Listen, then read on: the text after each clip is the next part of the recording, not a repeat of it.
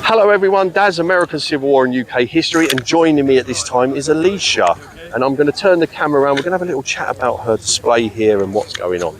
So take it away, Alisha. So what you're seeing here is actually sort of a rather intimate display of a Regency lady's wardrobe. These are all the garments sort of every woman would, hopefully, if she could aspire to own, and the general gist of it is this is what she'd wear. So we start off here with a chemise or a shift. There's quite a few different names for it. This is, in its essence, the key bit of this is that it's washable. This is the piece of garment that goes next to your skin. You do not wear any underwear in this period, as a lady at least, but this is incredibly important because it goes on and then it gets washed, and it's an incredibly simple construction, so it can be sort of chucked in a river and scrubbed, and it's white, so you don't have to worry about any dye or anything. Next on goes your stockings. These ones are silk stockings. So this is sort of an ensemble of maybe a wealthier woman, an officer's wife perhaps, or an officer's daughter. Again, the shift and the stockings represent the washable layer next to your skin. Showering was, well, bathing or showering wasn't as common in this period when you've got no running water. It's all well and good trying to have a bath, but if you've got to carry a bucket of water up 3 flights of stairs, it kind of puts you off having one every day. So that washable layer was incredibly important, especially when we come to the next layer, which is the corset or long stays. This is an interesting period for corsetry. It was sort of transitioning between the stays of the 18th century and the corsets of the Victorian period. So everyone had slightly different. There are no two examples from this period that look the same. The key word for corsetry is lift and support. So there is obviously no point trying to reduce your waist right down when you're wearing an empire waist gown. Why on earth would you sort of put yourself through tight lacing when no one is ever going to see it? And can I just ask how hard that was to put on? Would you need somebody to help you with that? I got it on, I'm currently wearing one. I got it on myself this morning. Okay. The only difficulty is with back lacing, and that's just practice. Yeah. Practice and a wiggle, and sometimes you get stuck. That's definitely something I couldn't do. Yeah. Takes a little bit of flexibility, but you also get models that lace in the front. Okay, so if you struggle with lacing things in the back, you can have them laced in the front. Well, I'd have to have one of them then. Yeah. The other key aspect of it is the wooden busk in the centre front. So actually I will demonstrate. You can hear that. That is solid wood in the front and in here too, and it is about sort of that long, goes down my centre front. Actually surprisingly more comfortable than you'd think. It's because you don't actually, when you think about it, you don't actually bend from your waist, you bend from your hips. It doesn't affect my movement in any major way, and it's actually surprisingly comfortable, as in I almost prefer it to a bra because there's no weight coming on my shoulders. It's sort of supported across. Next layer is you have your petticoat. Some women did forego these, especially in sort of Spain. The key interesting part about this is obviously as soon as we move to empire waist, you can't tie petticoats around your waist anymore, because then obviously they won't sort of cover the full extent. So they start being either with bodices or put on straps. This one has both. They also have this little pad in the back, and that's to support the pleats. Hang on. The pleats in the back of the skirt.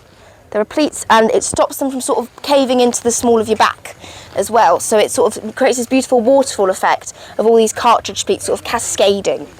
You also have a cap. Again, you can't really wash. There is no real such thing as soap in this period. There is definitely no such thing as shampoo or conditioner. So in order to keep your hair clean, the other thing you can do is, again, tie cotton and linen around your head, and that will soak up the oils and hopefully keep your head a little bit cleaner and your hair clean. It also is a sign of respectability. A respectable lady will wear a cap, a respectable lady has her hair up, and a respectable lady has her hair covered. It's a very key part of, especially if you're married. You also have the gown.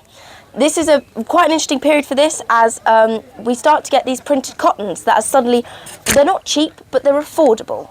So suddenly women are able to have so many more options. It does cause a little bit of consternation, because not only are these gowns suddenly cheaper, they're incredibly fashionable, so women of most classes wear them. They're also quite easy to make, so women can start making them themselves at home. This caused a bit of consternation where people got confused for the wrong people. There's a very funny story, I'm not sure how exaggerated it has been, where a gentleman caller comes to visit an acquaintance's daughter at her house and spends sort of 20 minutes in the drawing room courting who he thinks is the lady of the house. Turns out to be the maid, and the daughter is in fact waiting for him in another room, and she just had a very fine frock on, and so he mixed her up. I assume that gentleman had left the house at speed with his tail between his legs, and hopefully probably avoided that person for the entirety of their acquaintance. You also have the reticule. The Regency sort of signals the death of the pocket in some ways. 18th century pockets are on ties. They go around your waist and you access them, which slits in the skirt. As soon as we get this sort of lovely, sort of slim Grecian silhouette, people go, well, we can't possibly put things in the pocket. It will ruin the silhouette. And so they start carrying them on little strings and they become the reticule. I do partly blame this for, well, it's the invention of handbags in some ways. And I do blame this for the fact we've got no decent pockets in jeans nowadays as well. If you notice, most layers, it's all cotton, pretty much, cotton or linen. It's also, my arms are very bare. That's partly for safety reasons, if we're working with a fire, but also there's only one layer of cotton, and so when it hits sort of cold, it's not the most convenient. If you're frolicking around in the south of France, where most of these fashions originated, that's not too bad. As soon as it sort of came over to England, we went, no, we need more layers, we need some wool, we need some sleeves. So this is where the Spencer comes into play. It's partly inspired by a cropped military jacket, which is partly influenced by, of course, the Napoleonic Wars. You can get hussar braided jackets. I have one that's braided like a hussar. You can get all sorts, but cropped, obviously, to show off the fashionably high empire waistline. And this, of course, keeps your arms warm. I can definitely attest to that. I've worn this the last couple of nights, and it has kept me so much warmer than things like a cape, where obviously your arms are bare. You also have a bonnet. This is just a straw one, straw to keep the sun off, and it's the fashionable silhouette, so it stands up around your face. My favourite invention is, of course, the hat pin. Now, this is later, of course, but the late 19th century, they started introducing laws against hat pins, because women were using them to fend off assailants, which I think is probably their best purpose, because it is very long and very sharp. You also have boots as well.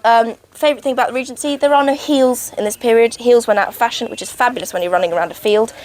Simple ankle boots, but again, a lot of women couldn't afford shoes, especially around camp in soldiers. It's very common to see soldiers while barefooted, and you'd save your best shoes for Sunday.